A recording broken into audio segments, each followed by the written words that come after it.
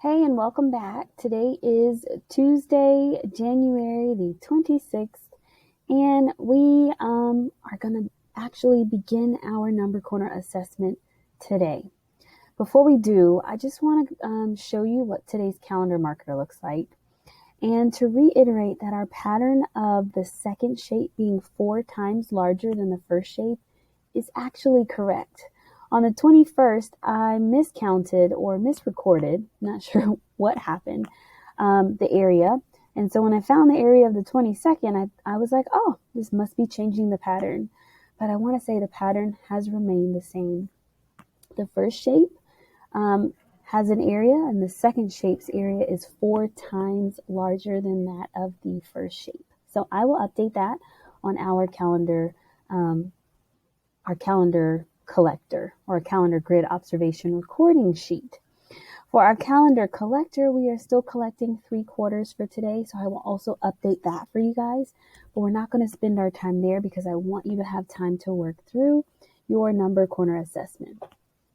What I will say is when you are done with your number corner assessment, today our focus is only finishing the first 2 pages. So if you finish the first 2 pages and you still have time or you're looking for something to do, then know that we have the game, as soon as I can find the right page, the division capture game that you can play.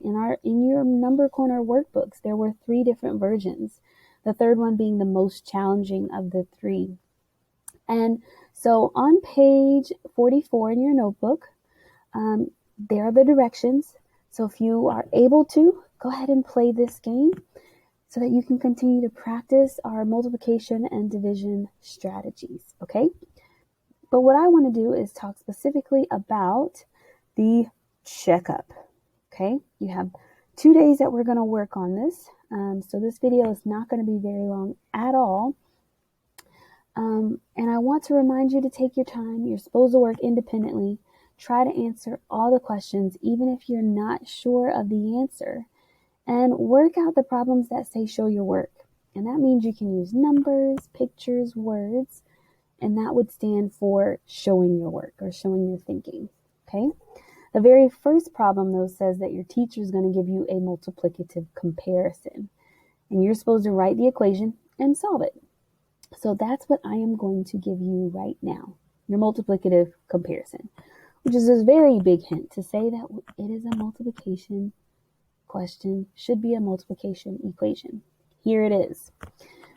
We have this dude, his name is Pablo, and he is 8 years old.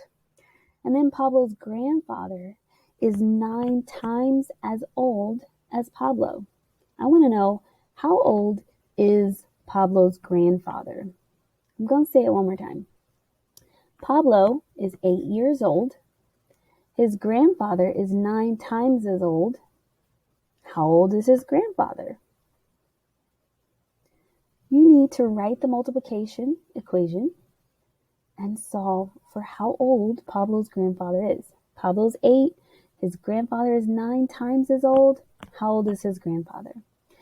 And then you will work on the remainder of page 1, and then you will go to page 2.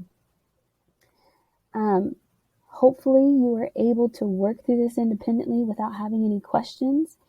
If for some reason you're having trouble pronouncing a name, don't worry about the name, because I'm pretty sure the answer is not going to be a name or how to pronounce a name. So if that's what's stumbling or giving you some trouble, just replace it with an initial or replace the name. So instead of saying Francis, maybe it'll be Frank. Or F bought 8 new songs. She listened to 1/4 of them. C bought 8 new songs. He listened to 1/2 of them. You see what I mean? That's a good test taking strategy. So today you're working on page 1 and page 2. And if you have time and you're looking for something else to do mathematically, or if you just want to have some fun, then I am asking that you play division capture. All right, you guys, good luck, and I will see you again tomorrow.